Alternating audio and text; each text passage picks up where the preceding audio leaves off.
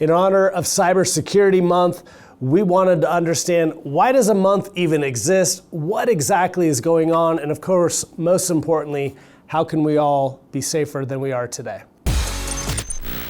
So I'm here with my new but good friend, Bill Roth of HardTarget. Thank you for being here. You bet. We're going to talk cybersecurity. This is a topic that I think anybody who's being honest would say scares them, maybe feels helpless.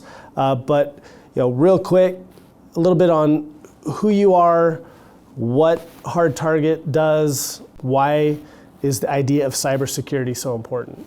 Tim, thank you for having me. And I've been a longtime entrepreneur. A few years ago, I got really concerned about my own privacy, my own data that was out there, big tech. There was a lot of stuff in the news, I'd say maybe about 4 years ago, if you remember that. Took a look around and really, like you said, I got scared as to what was out there about me. And I started looking into privacy, security, and how I could protect my family. I have a big family, older kids that are out of the house now, and it was a big concern for me. So I started making moves into finding the right co-founder and partner for HardTarget. What we do, broadly speaking, is cybersecurity for ultra-high net worth families and family offices. Typically single-family offices, but we're also working with multifamily offices. Yeah. But we do a lot of interesting training, primarily what we call wargaming, as a means to train and teach these families how to thwart the cyber threats that exist. Mm-hmm. But before we get into any of that, there's sort of a bigger picture of the web, right? Right. Are you familiar with how the web works? Probably not as much as I should be. Every time I'm around a young cousin or for that matter, some people here, I'm finding out how old and out of date I am. So I say all jokes aside, although most of that isn't a joke. Been at some conferences. Obviously what we do, cyber is important to us.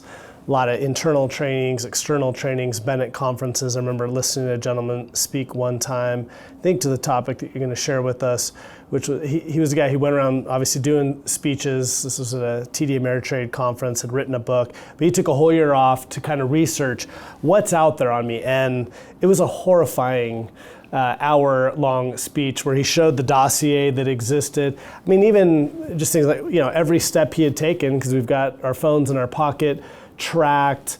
He had subpoenaed everybody to get various records. Again, this was all not even dark web related, but just stuff that would be out there for any of the companies to access. He was blown away by how much information is out there. So that's kind of it for me. I know not everybody's even gotten to hear that kind of talk.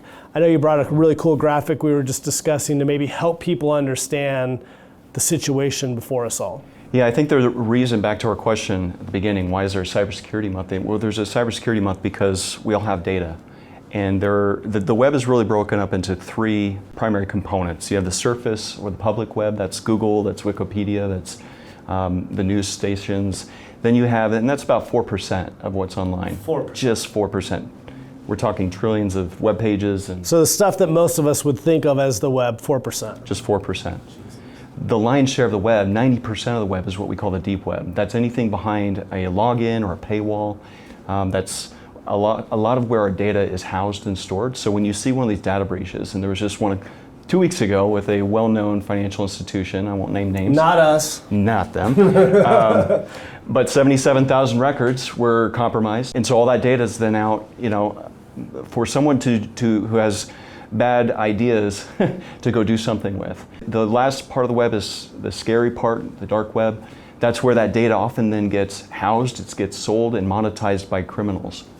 These are syndicates, these are even nation states or nation states that are supporting crime gangs. There's a billion smishing texts a day that are clicked on our phones. We get all these texts now. A billion of them are clicked every day. Who's sending that?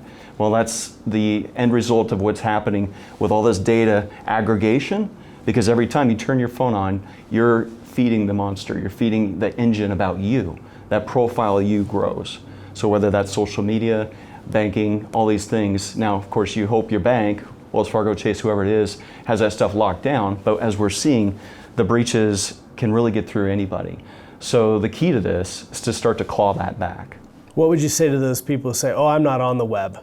I mean, we'll try to talk to people about being careful, or maybe even encouraging them to get on the portal. Oh, I don't do the web. We're all on it whether we like it or not, correct? Everyone's on the web. If you're seeing a doctor, and the web isn't Facebook. I think sometimes people, when they say that, think, well, I think everything you're talking about, okay, you maybe have a lesser of a profile on 4% of it, but that deep web, that's where a lot of the important information really is. Exactly. I'll give you an example. We have a multi-billionaire client in Canada who came to my co-founder, Anwar Vistram, who's world-class in high net worth cybersecurity, and said, look, I'm not on Facebook, you're not going to find anything about me. 60 pages.